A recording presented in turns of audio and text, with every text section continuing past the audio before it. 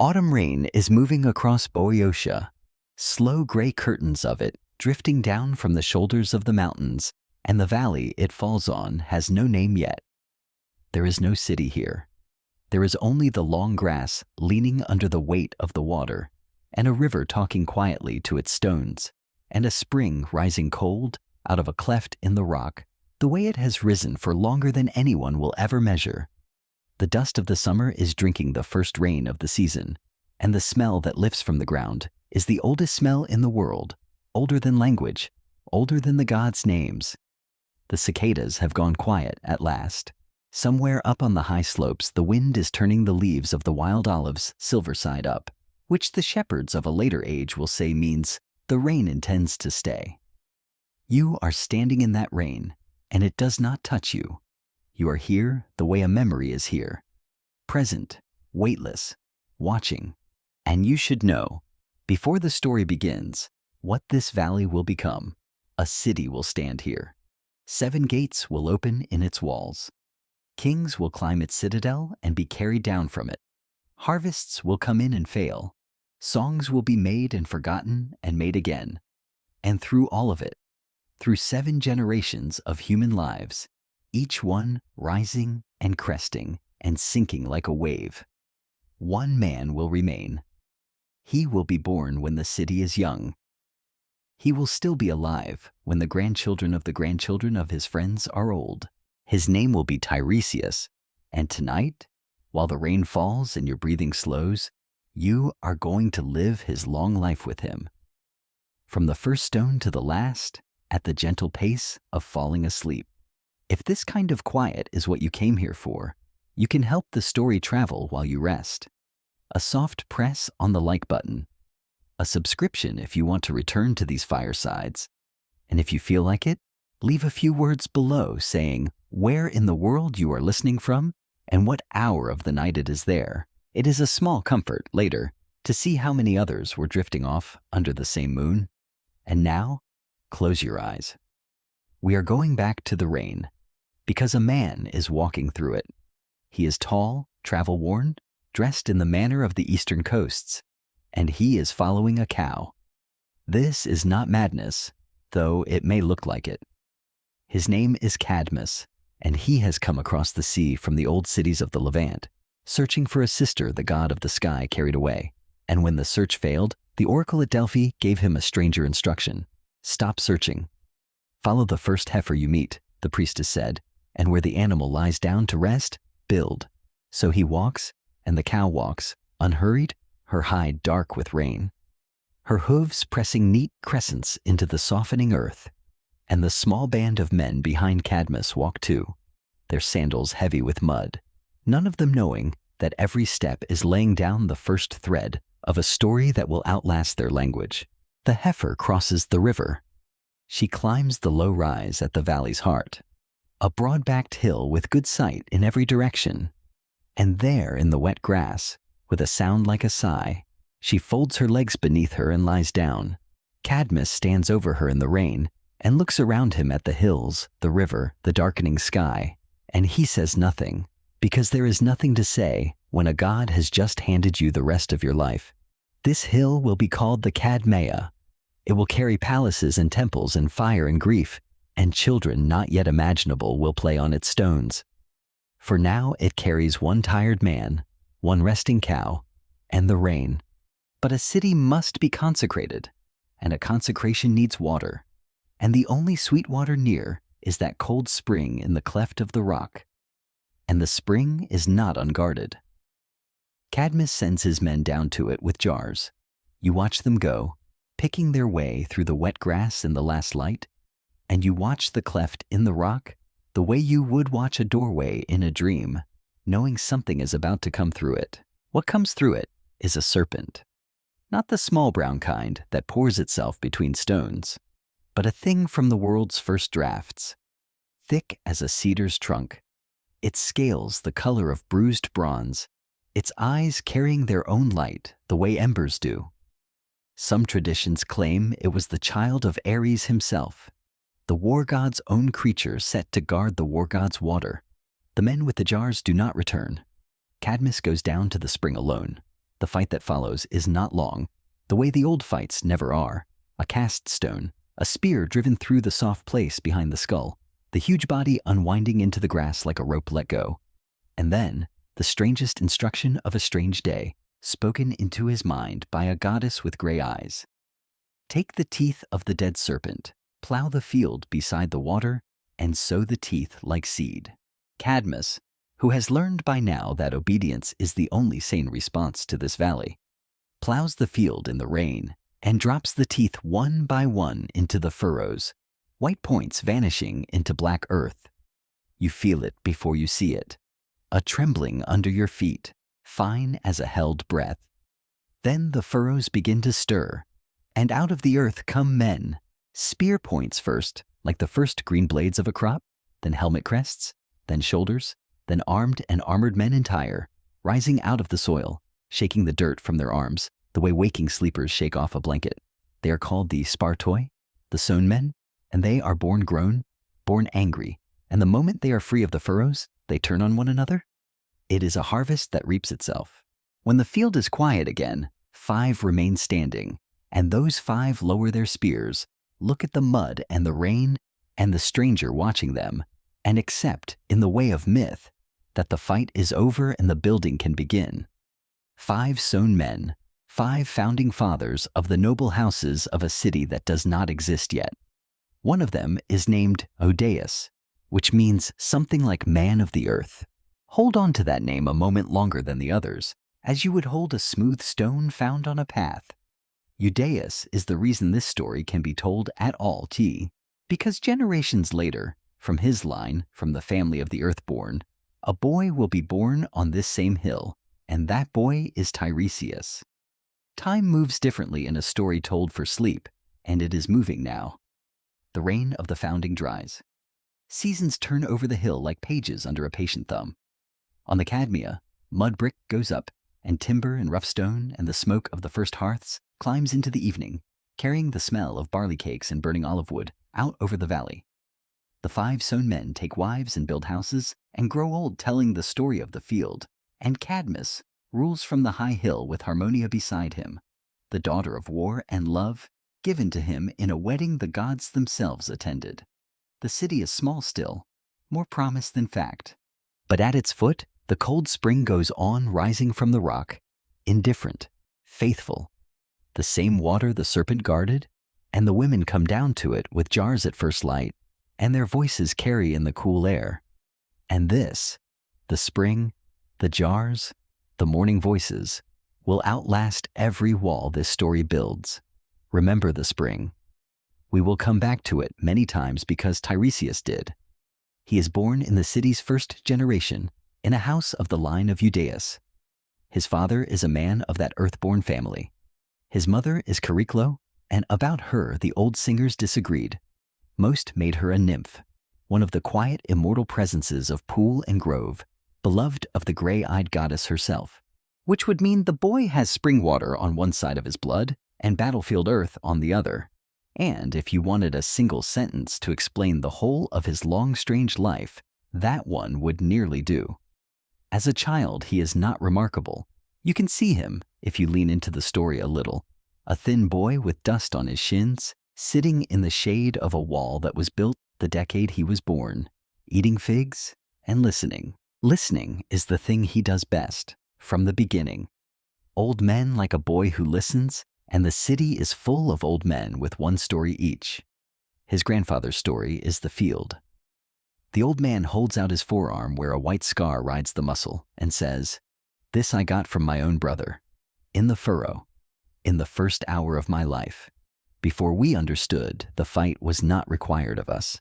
And the boy looks at the scar the way you would look at a relic, because it is one, proof that the impossible mornings really happened, that men came out of the ground like wheat. Understand what the city is to this boy, because it is the thing he will spend 7 lifetimes losing. It is not history to him, it is neighbors. Cadmus is not a legend. Cadmus is the old king he has seen with his own eyes at festivals, silver-bearded, straight-backed, standing beside Harmonia while the incense smoke leans in the wind. The dragon is not a fable. It is the reason his grandmother will not let the smallest children go alone to the spring after dusk. He lives inside the founding the way you live inside your own childhood house, not knowing it is remarkable because you have never lived anywhere else. And in the way of childhood houses, it begins to change the moment he is old enough to love it. Cadmus and Harmonia, worn down by years and by griefs the story will reach in time, hand the rule to their descendants and leave the city they made. And about their ending, later poets added a strange and tender detail, that far away in the west, the two of them were changed into serpents, great and gentle ones, sliding together through the grass of a kinder country, as if the city's account with the serpent of the spring had to be balanced. As if whoever keeps the ledgers of myth wanted the story to end with scales again, but peacefully this time, the debt forgiven. The boy Tiresias is perhaps 10 when the walls go up, the true walls, the famous ones, and their building is the first wonder he witnesses with his own eyes, rather than through an old man's scar. Two brothers order the work, twin grandsons of the royal line. Zethus, broad and practical, who believes in ropes and ramps and the honest ache of shoulders. And Amphion, the other kind of man entirely, who owns a lyre said to be strung by a god. You are there on the morning the story loves best. The great stones lie in the grass below the hill where the ox carts abandon them, each one heavier than a house. Zethus is shouting about levers. And Amphion sits down on a broken block in the early sun, in no hurry at all, and begins to play. To the listeners of ancient times, this was not decoration. They meant something exact by it, that there is a music in matter, that stone is only a slow kind of song, and that a player good enough can remind it. The stones begin to move.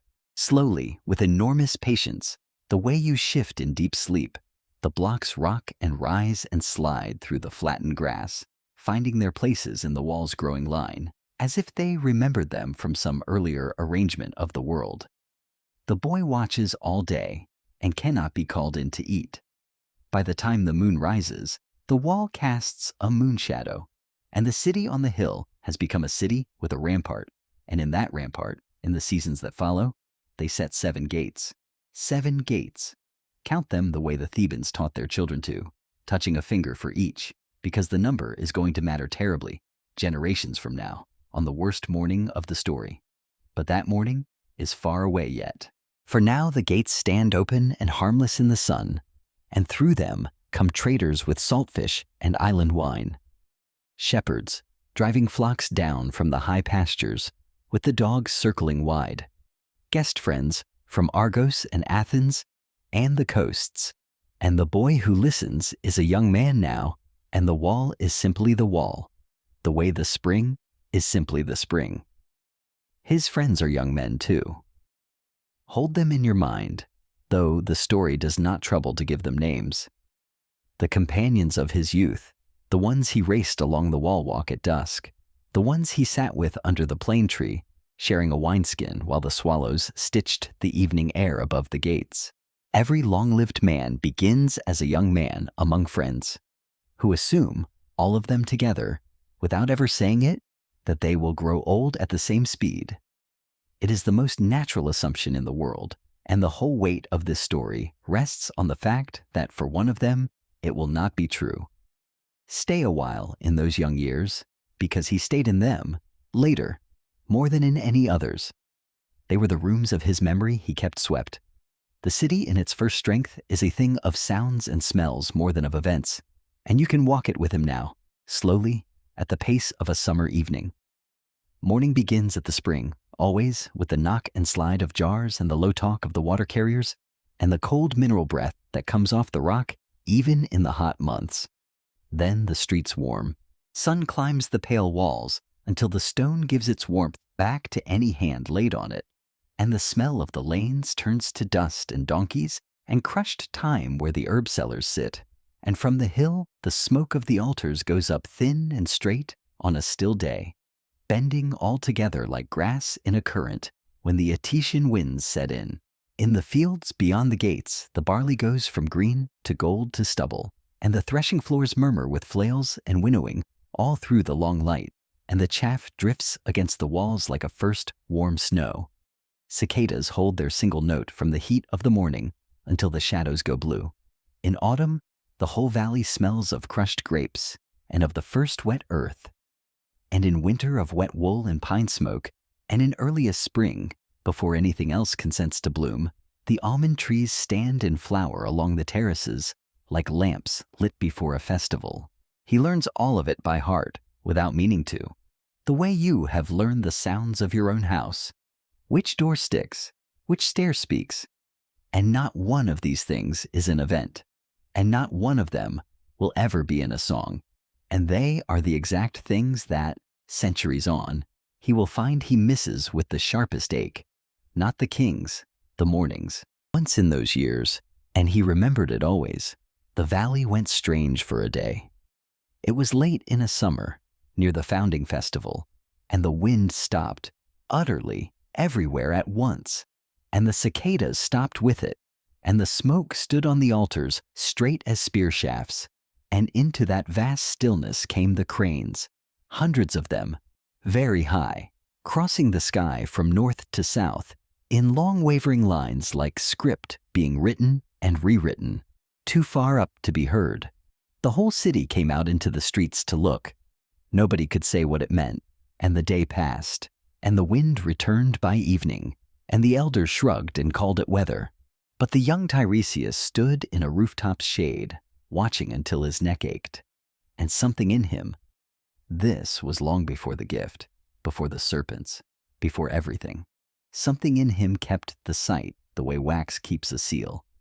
The unnatural calm, the high silent writing, the sense of an announcement made in a language no one present could read yet. Remember it with him.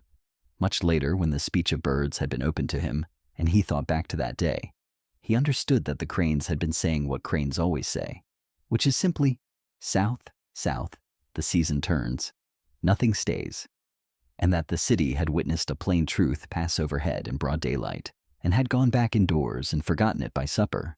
That, he would think, was the most honest picture of his whole future he was ever given, and the gods showed it to him before he could read, which is either cruelty or tenderness. And after 400 years, he still could not decide which, and had stopped needing to. There were feasts in those years too, and he kept those. The founding festival, above all, when the city crowned the spring with cut branches and myrtle, and the priest poured wine and honey to the water itself, and the story of the sowing was told aloud by an elder of one of the 5 houses, told briefly then, plainly, by men who had heard it from the mouths of men who were in it. There was the night of his friend's wine-soaked vow on the wall walk, all of them barely bearded, to meet at that same stretch of rampart at every founding festival for the rest of their lives. A vow they actually kept, which is rare, and kept easily for 40 years, and then with canes and stubbornness for 10 more. And then he kept it alone. Even that has a sweetness in it, worn smooth by enough time. He would go up on the festival evening to the stretch between the 2 northern gates and stand where the vow was made with his palm on the sun-warmed parapet. And the swallows would pour past him, hunting the evening insects the way they had poured past all of them at 20, and he did not feel visited by the dead so much as early for a meeting, the only one on time in a company of friends who were, all of them, merely and forgivably late. Now the story reaches a stretch of his life that another night's telling could fill from dusk to dawn on its own, and tonight it must be crossed the way you cross a bridge over deep water, steadily, without stopping, feeling the depth beneath the planks.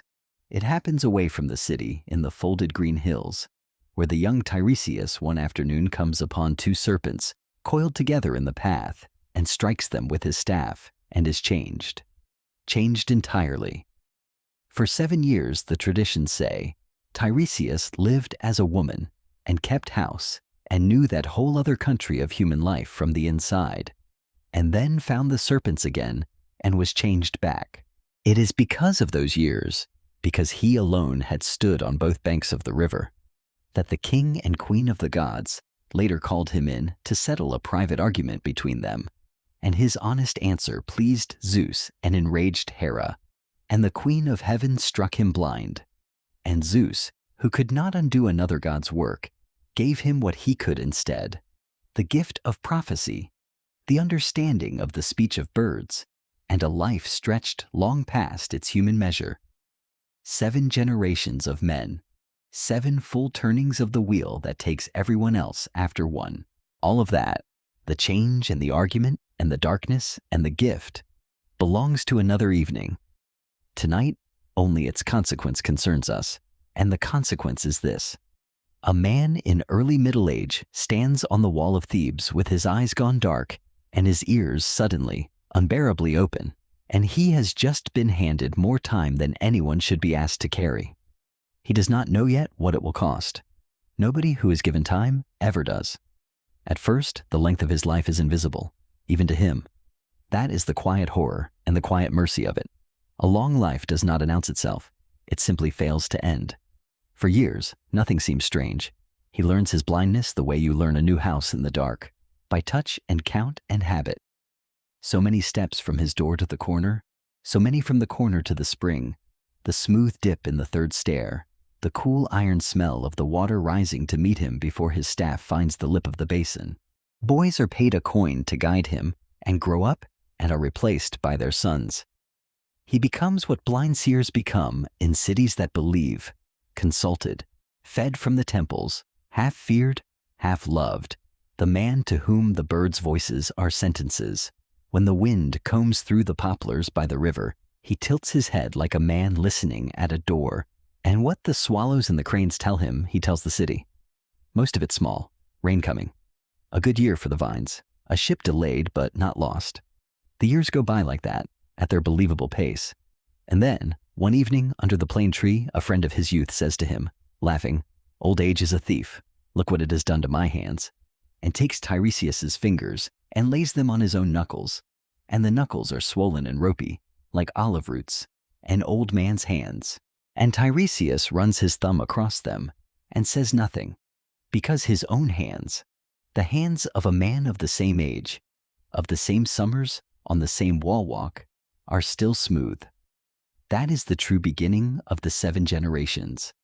Not a lightning bolt, not a proclamation, just a blind man in the dusk, holding his friend's aged hand and understanding, with a coldness in his chest like spring water, that the gift is real, and that he is going to be left behind by everyone he loves, in order, one at a time. One reading suggests that this, and not the darkness of his eyes, was the actual price Hera's anger set on him, that the blindness was only the visible wound, and the 7 generations were the deep one. And Zeus, in his kindness, never quite understood that his gift and her curse were the same shape. You do not need to decide tonight which of them meant it as what. Lie still and let the question float, the way it floated for centuries in the mouths of people telling this story to their children. What matters is the plane tree and the 2 old friends beneath it, one of them old in his body, the other old only in his ledger of years, and the wineskin passing between them in the dark, a little more slowly than it used to, while up on the rampart the sentries call the hours and the cicadas keep the one note they know.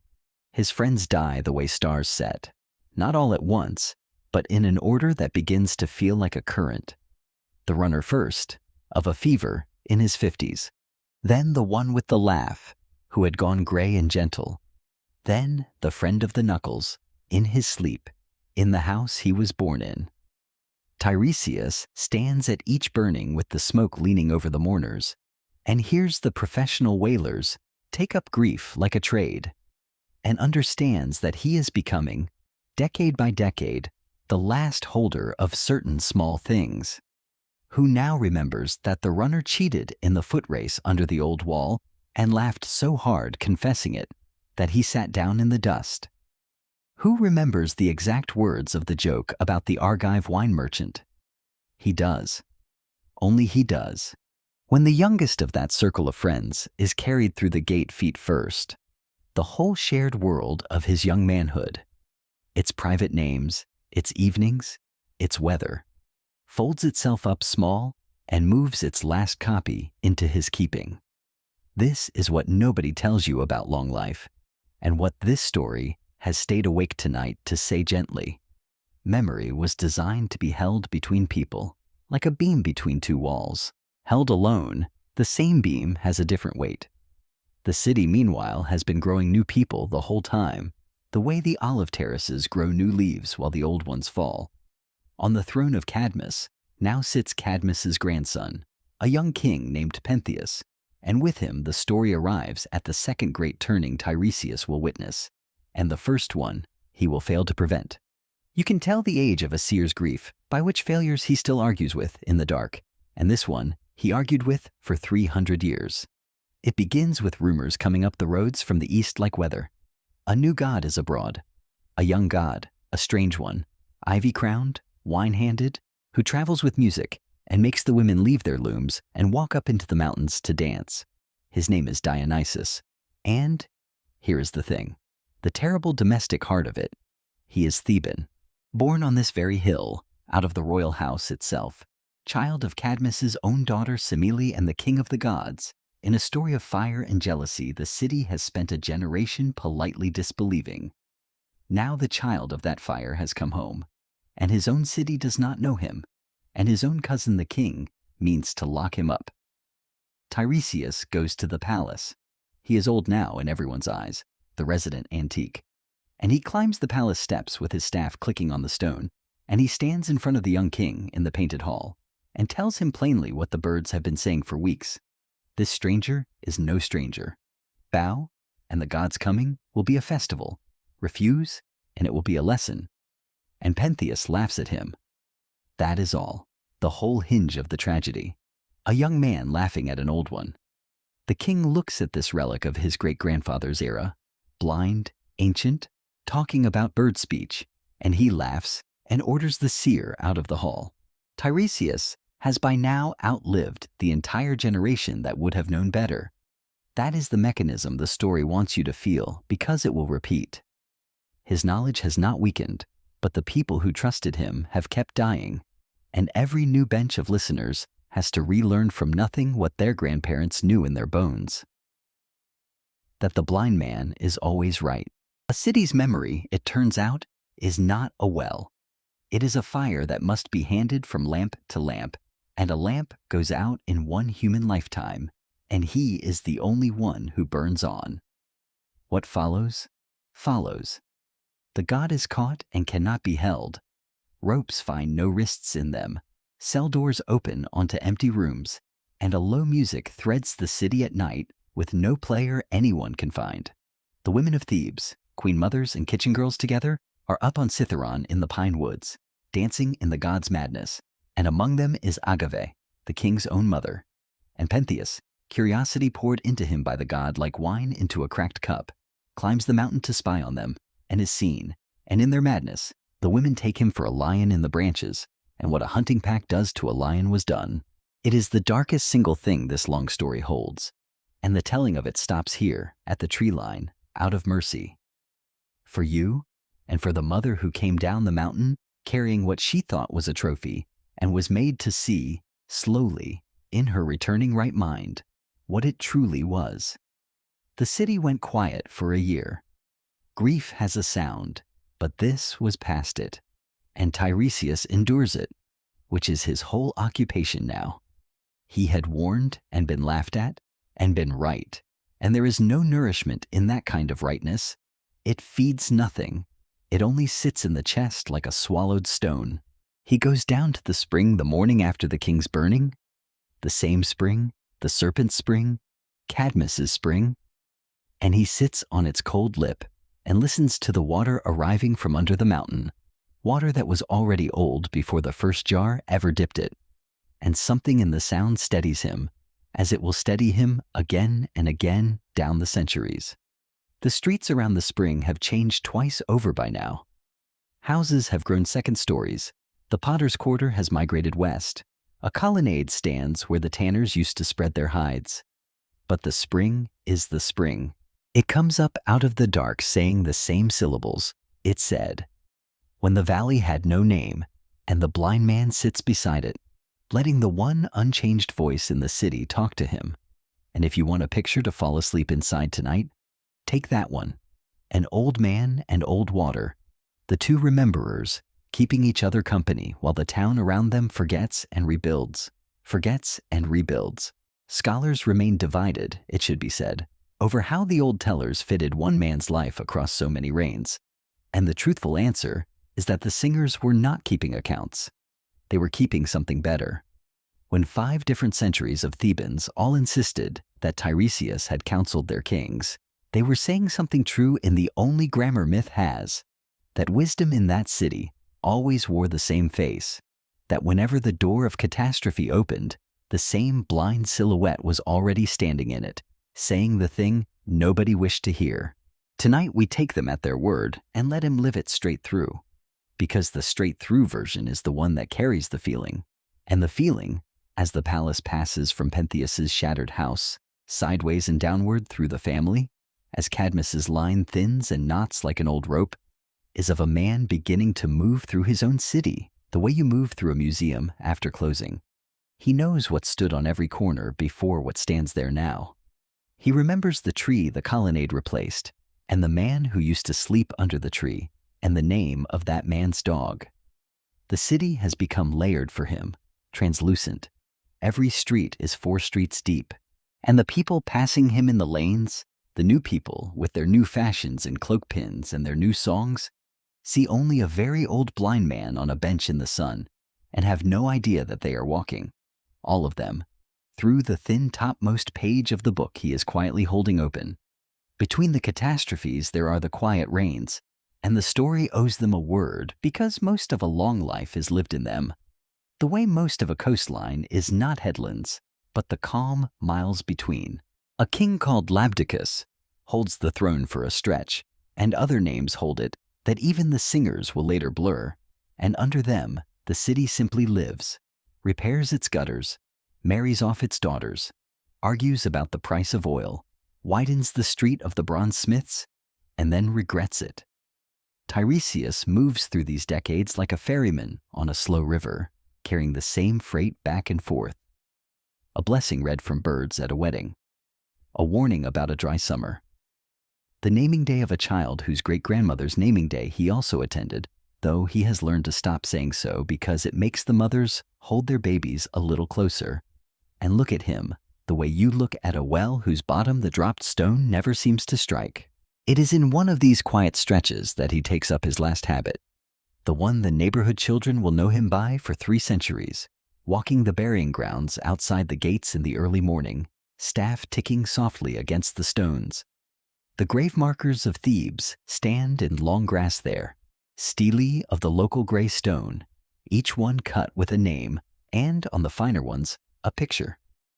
A seated woman reaching for a jewel box, a young man with his horse, a child's dog carved small and faithful by the feet. He cannot see them. But he was there when most of them went up. He heard the chisels. He knows which name faces the road and which faces the mountain, and he walks the rows touching the worn tops of the stones, the way a merchant touches the knots of a tally cord, checking, keeping the account. And here is what he finds, decade by decade, and what he alone in the city is positioned to find. The stones forget too.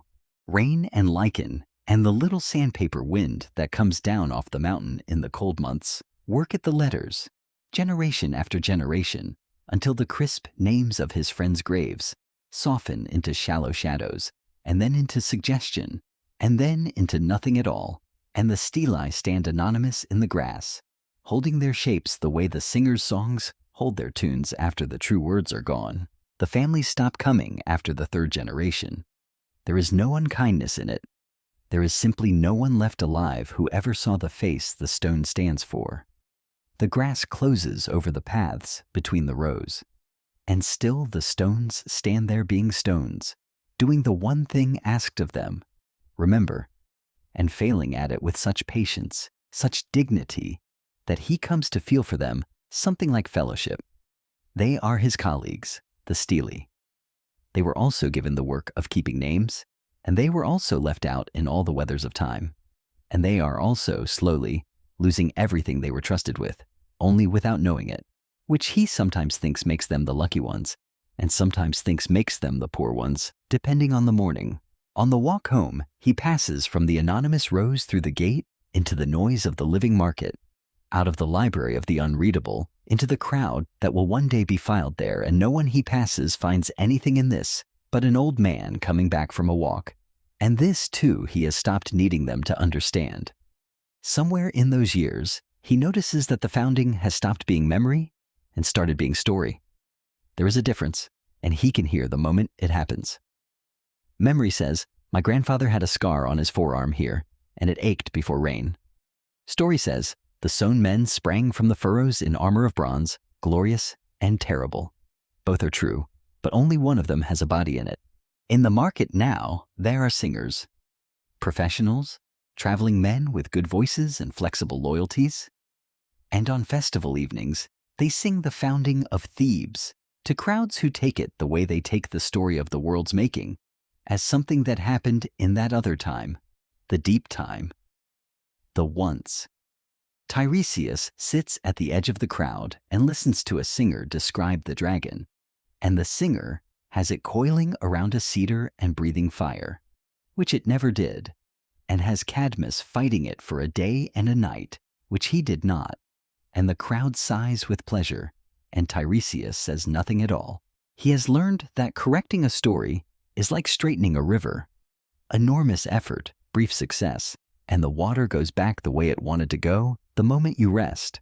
Besides, and this is the wisdom of his third generation, hard bought, the singer's dragon keeps the spring's dragon alive. Wrong details are the rent that memory pays for lodging in new minds. He would rather the city remember it crooked than forget it straight.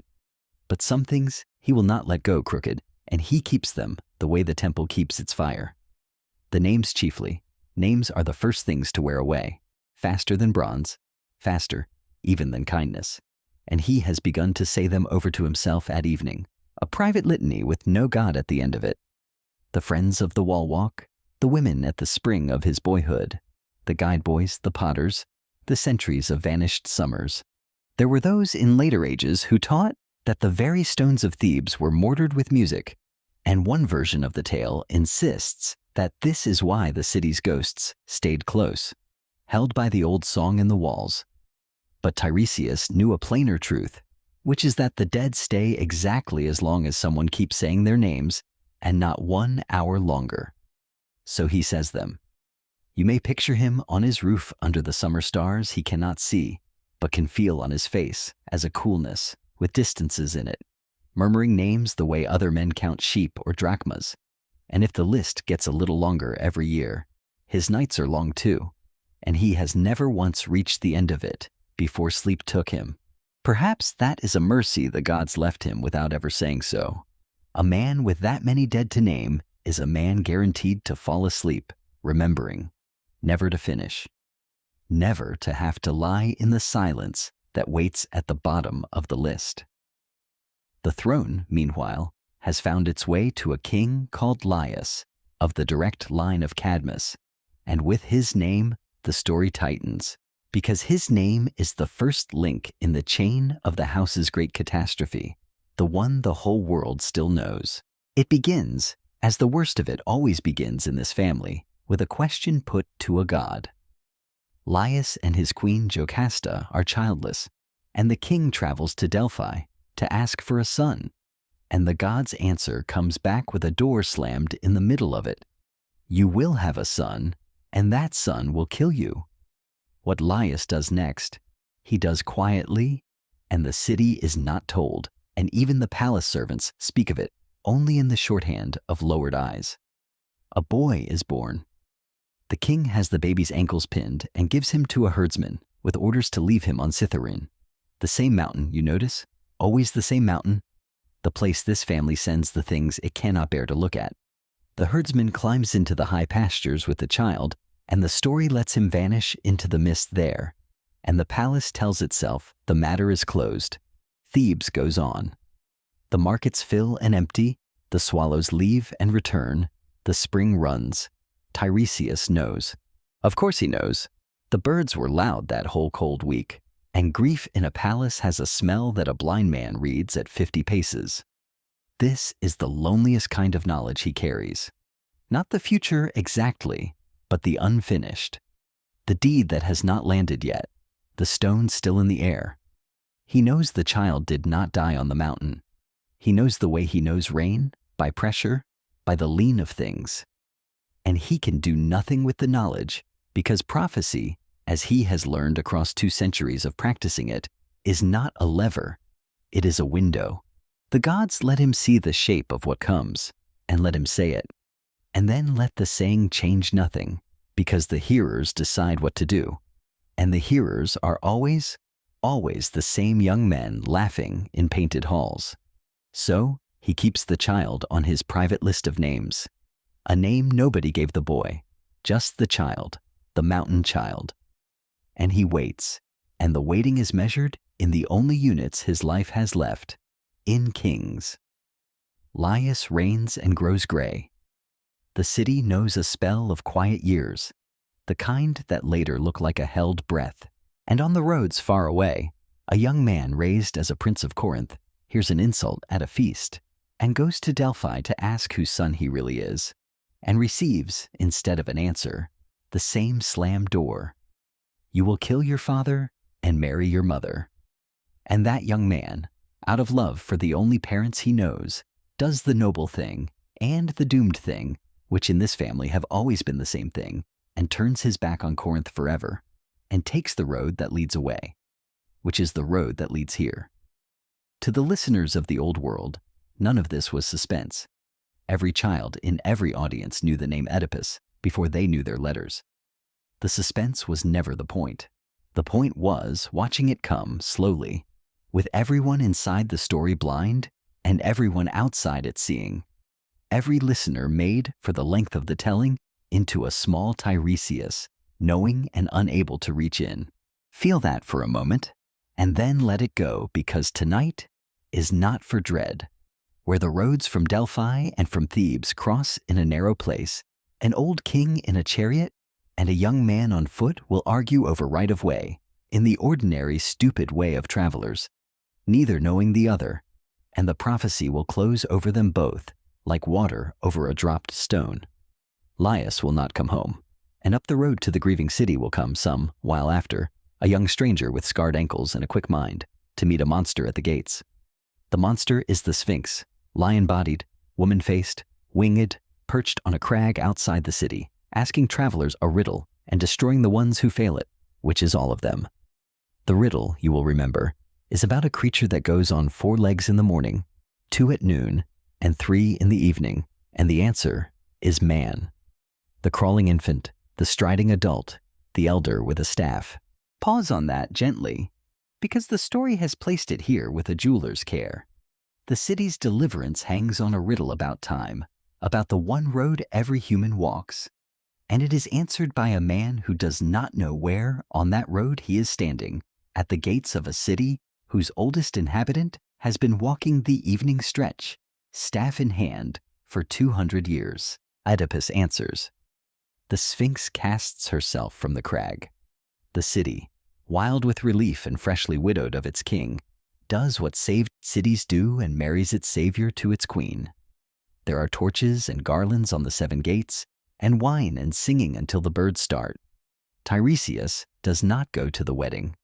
He sits that night by the spring, and the water comes up out of the mountain, saying its one cold sentence, and he listens until dawn. Years pass, good years, which is the cruelest arrangement the gods have. Oedipus rules well. He is quick, warm, fair in judgment, adored. Children are born to the royal house, 2 sons, 2 daughters, and the eldest girl, Antigone, grows into the kind of child who takes the hands of blind men in the street and tells them what color the sky is. Thebes prospers, and prosperity lays down its soft sediment over everything. And the crossroads where an old king died stays quiet under its dust. Then the plague comes. It comes the way plague always comes in the old stories, as weather at first, a wrongness in the air, cattle dying at pasture, then the children, then everyone, and the smoke of the burnings standing in columns around the city until the 7 gates look like the spaces between fingers held over a lamp. The oracle, consulted, answers with terrible economy. The land is poisoned because the killer of Laius lives unpunished in it. Find him. And Oedipus, decent man, good king, swears in front of the whole city to hunt the murderer down, as though the dead king were his own father. The story's cruelest sentence, spoken by its kindest mouth. And sends, of course, for the seer. Sends for Tiresias, who has been waiting for this summons for 20 years the way you wait for a stone dropped down a very deep well to strike. He goes up the palace steps a 4th lifetime's worth of slow, and stands where he stood before Pentheus, where he stood before kings this young man has never heard of. And Oedipus asks him, in front of everyone, to name the killer. And Tiresias says, "Let me go home. Ask me nothing." It is the only time in 7 generations that the great truth-teller begs to be excused from the truth, and it is the most human moment his long life has given. Because knowledge this size does not want to be spoken. It wants to be set down whole and left, like a jar too heavy for one man. Oedipus will not let him go. The king pushes, insults, accuses the blind man in the end of the murder itself. And anger opens the seer's mouth the way grief could not. And out it comes, in one line as bare as bone. You are the man you are hunting. You killed your father. You are married to your mother. The hall goes so quiet, you can hear the torches eat. And then Oedipus laughs. The same laugh generation after generation, the laugh of Pentheus, the laugh of every strong young man handed an unbearable truth by a relic, and calls it a plot, and drives the old man out. Tiresias goes, led by a boy whose grandfather he outlived, and on the threshold he stops and says the future one last time into the bright doubting hall, quietly, like a man leaving a coin on a table in a house that has thrown him out. What breaks over the palace after that? Breaks slowly, witness by witness, the herdsman of the mountain last of all, and the truth of the scarred ankles closes like the crossroads closing, and Jocasta goes in silence to her room, and Oedipus, seeing at last, chooses to see no more. The pins from her dress. It is enough to say that when he next walks through Thebes, he walks in Tiresias's own darkness, self-elected to it, a king become the second blind man of the city. A quieter strand of the story holds that the two of them met once more before Oedipus went into exile, the old seer and the new made one, standing in the dust of the road with their staffs nearly touching, and that nothing at all was said, because between two men in that darkness, there was nothing sayable. Tiresias walked back into the city that had already begun rebuilding its account of events into bearable shapes. And Oedipus walked out through the western gate, one hand on his daughter's thin shoulder, and the road took them the way the mist took the herdsman, and the city, you will have noticed this is what cities do, went on. The spring ran, the swallows returned to the gate towers. The market singers, within a mere 10 years, were singing the riddle of the Sphinx to children who clapped at the clever answer. And the wedding garlands, and the plague smoke, and the sound of a king's grief behind a barred door were becoming already that other thing, the once, the story. Only in one house in the lower city, where an old man sat on a roof under the invisible stars, was the whole of it still simply true, still ache instead of art, still names. Laius, Jocasta, the mountain child, said over softly in the dark, in order the way you touch the beads of a cord, to be sure not one has slipped away. The sons of Oedipus grow up in that rebuilt quiet, and they grow up wrong, in the way of sons raised inside an unspoken thing. Eteocles and Polynices, two princes with one throne between them, agree at first to share it in alternate years, which is the kind of arrangement that works beautifully for exactly 1 year. Eteocles takes his year, and at the end of it, looks at the crown and looks at his brother and keeps it. Polynices goes away over the hills to Argos with his inheritance in a fist, marries a king's daughter there, and comes back the way wronged princes come back in the old stories, with an army and with 6 famous champions beside him, one for each gate of his own city. 7 captains for 7 gates. There it is, the arithmetic the story asked you to keep your finger on all those generations ago, when the wall was new and the stones still remembered the lyre. Whoever set 7 gates in the wall set 7 doors for ruin to knock at, and now every door has its knock.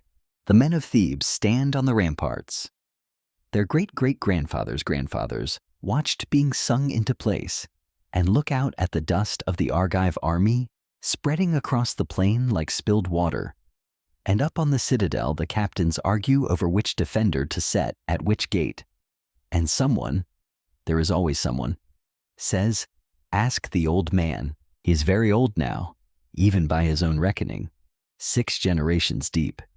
His voice has worn thin like a path through grass, and when they bring him up to the citadel, the young officers fall silent, not out of respect exactly, but out of the particular unease of standing near something that has no business still being alive.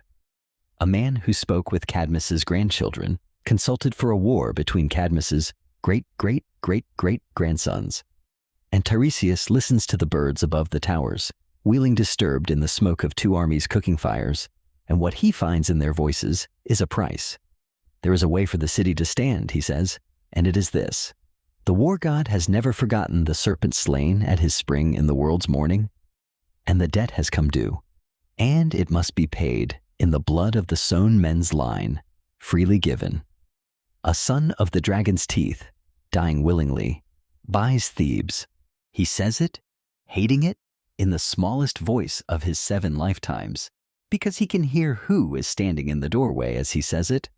Menoetius, Creon's young son, of the pure line of the Spartoi, a boy with his whole face still soft, who has just heard himself described. His father orders him to run, to hide, to take horses and money and go. The boy agrees, the way boys agree. Then he walks up onto the wall above the serpent's spring, in sight of both armies, and gives himself to the war god off the edge of it. The city stands. That is the worst bargain this story contains, and the oldest man in the world had to be the one to read its terms aloud, and if some nights on his roof the name at the top of the litany was not a friend of his youth but that boy, no one will wonder at it. The battle, when it breaks at all 7 gates at once, and the old singers spent whole evenings on it. The champion who scaled the wall shouting that not even the lightning of Zeus would stop him, and was answered, mid-boast, by the lightning of Zeus. The chariots, the gate-by-gate roll of attacker and defender recited like a litany of its own. Tonight, it can pass over us the way thunder passes over a sleeping house, felt in the walls, opening no eyes. Know only how it ends, because it ends the way the whole family has been ending since the crossroads. The brothers meet, Eteocles and Polynices at last, at the gate, by consent, in single combat for the throne of Cadmus, and kill each other. Neither survives the other by the length of a breath. The Argive army breaks and scatters back over the hills, and Thebes stands, paid for. And inside the walls, the victory feels like a held funeral, because the royal house has spent itself down to a stern uncle, 2 orphan sisters, and an edict. Creon rules now, and Creon, needing the war to have been simple, decrees the simple thing.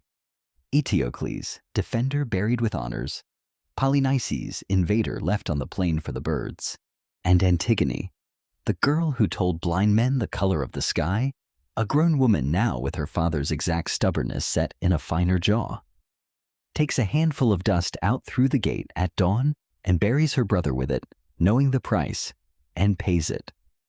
The story bows its head here and does not follow her down. One catastrophe at a time is as much as a sleeping heart should carry, and hers is a whole night's telling of her own. Tiresias hears the birds above the unburied field for days, and keeps his door shut, and adds names to the litany, the brothers, the boy on the wall, and in time the girl, and understands something he has been approaching for 300 years, and reaches only now, in the ash-smelling dark of his 6th generation, that he has become the city's memory, not as an honor but as a structure, the way a keystone is not honored by the arch, but simply holds it. The living Thebans around him remember at most 60 years of all this. The rest, the whole unbroken chain, wall song to plague smoke to brother blood, cause to cause to cause, hangs together in one place only, behind his ruined eyes. When he walks now from his door to the spring, so many steps, the smooth dip worn by feet into the 3rd stair, he is not an old man crossing a town. He is the town's own mind moving through the town's own body, the only thread that runs the whole length of the cloth. And the thread is fraying, and he knows it. And the birds have started, very gently, in the last year or two to speak to him about an ending. Not with fear, the way they speak of storms, but the way they speak of the south in autumn. As a direction, as a thing their bodies already lean toward. He listens, and finds he is not afraid either. And that surprises him more than anything has surprised him in 100 years. 10 years pass, quiet ones, the held breath kind. And then, the 7th generation comes up the road, and it comes the way he always knew it would, because it is made of sons. The Epigoni, the afterborn, the children of the 7 fallen champions, grown now into exactly the men their fathers were, come back against Thebes to finish the argument they inherited, the way the whole of this story has been one long inheritance of unfinished arguments. Once more the dust of an army spreads on the plain. Once more the citadel fills with young captains, the grandsons of the last set. And once more someone says, "Ask the old man." But the voice that says it now says it differently, gently, the way you consult a thing you are half afraid of breaking by touching. Tiresias stands on the wall a last time, one hand flat on stone that still holds the day's sun, the way it has held it for 400 years, since the morning a lyre talked it into place, and he listens. And the birds are not speaking about a price this time, or a champion, or a gate. They are speaking about roads, about wagons in the dark, about the direction south and water. And he understands that this is the message he has been kept alive 7 generations to deliver, the last and hardest one, the one no seer wants and every seer owes. The city falls. Not this assault beaten off at the wall. The defenders will actually turn the first battle, the singers say, and the young king, Laodamas, will even strike down one of the attackers as his father's generation struck down theirs. It does not matter. He has seen the shape of the ending, and the shape is empty streets. His counsel, when they ask for it, is one word long, and the word is leave. And Thebes, this is the astonishing thing, the thing that tells you what 7 generations of being right had finally purchased. Thebes listens. In the dark, in silence, the city empties itself through its own gates, like sand through the neck of a glass. Wagons muffled, lamps hooded, children carried sleeping, the herds driven out along the northern roads. When the Epigoni enter Thebes the next day, they enter a shell. Walls, temples, the cold hearths, the spring running for no one. And the great war for the city of Cadmus ends not with fire at the gates, but with wind in empty doorways. The people are away north and west in the hills, alive, carrying what they could. And in one of the wagons, wrapped against the night air, rides the oldest man in the world, leaving the only city he has ever had. And he does not look back, partly because he cannot, and partly because he does not need to. He is not leaving Thebes behind. He is Thebes now. Everything the place ever was rides out the gate inside him, streets 4 deep, names in their thousands, the whole cloth. The city the young conquerors are walking into is only the shell the creature just left. They stop at dawn beside a spring called Tilphusa, away in the hills, cold water rising out of the rock into the first light. And Tiresias asks to be helped down. He kneels at the water the way he knelt at the other water as a boy with dust on his shins. And he drinks. A long drink, an old man's drink after a night on the roads. And the tradition is quiet and exact about what happens next. Quieter than any death in the whole violent chronicle of his city. The water is very cold, that is all. It is the cold of under the mountain, the cold of the beginning, and his heart, which has been beating since the founding generation, takes the cold in, and stops, without a wound, without a word, beside a spring, in the ordinary pink light of an ordinary morning, with the road dust still on his feet. 7 generations ended by a drink of water. The people bury him there by the spring, and the wagons move on, because the living must, and the birds above Tilphusa are, for the first morning in 400 years, just birds, saying nothing, saying water, saying light. But this story has one more room to show you. and it is the quietest room there is. Below all the roads and all the springs lies the meadow of asphodel, the gray fields of the dead, where the shades of everyone this story has named drift like breath on a cold morning, pale, weightless, and empty of themselves. Because that is the one law of that place: the dead forget. Memory is the tax the meadow takes at its border, and the shades wander with their names worn off them, the way rain wears names off stones, faint as the singer's oldest songs, less than echoes. All except one. To Tiresias alone, the tradition says, the queen of the underworld granted this, that his mind should stay whole in death, his memory unbroken, his understanding clear, the one lit lamp in all that gray. And so he walks the asphodel the way he walked his city, an old man with a staff of shadow, and around him drift all 7 of his generations at once. The friends of the wall walk, the runner the friend of the knuckles, the singers and the sentries, the kings who laughed at him and the boy who did not run, the brothers, quiet at last, wandering within a spear's length of each other and not knowing it. They do not know him. They do not know themselves. But the old shade moves among them, saying names into the gray, softly in order the whole litany, night after night if the meadow has nights. And though the dead cannot remember, some of the old tellers dared to hope that a shade hearing its own name felt something, a warmth without a source, the way a sleeper feels a blanket drawn up without waking. He kept them all. That was the last work of the man who lived 7 generations, and as far as anyone knows, he is at it still. The memory of the world below, keeping whole in one mind what everyone else was allowed to lay down. And the strangest honor of his long existence is still ahead of him there, for a day will come. The singers of a later age swore to it, when a living man, a sea-worn wanderer trying to find his way home from a burned city, will sail to the edge of the world and pour out offerings and call the dead up to drink, all to ask directions of one particular shade, the seer of Thebes, the only ghost whose counsel is still worth a voyage. Even death, in the end, was only one more city that learned to send for the old man. But that is another story, and it belongs to the sea, and tonight belongs to the hills of Boeotia, where the rain we began with is still falling, although centuries deep. Let it fall. The valley has a name now, and will keep it long after the last wall is a low green ridge that shepherds sit on without wondering.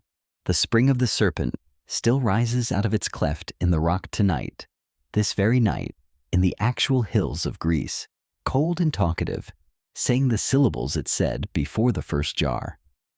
Springs do not read history, and so they never lose their place in it. The stones that heard the lyre are scattered through the fields, resting. Somewhere above them, the same stars he felt on his face, as a coolness, are crossing the sky at their unhurried pace, the slowest of all the generations. And under those stars, the sleep you have been drifting toward all this while is rising around you now like quiet water. You have carried a great deal tonight, and you can set it down now. That is the difference between you and the man of 7 generations.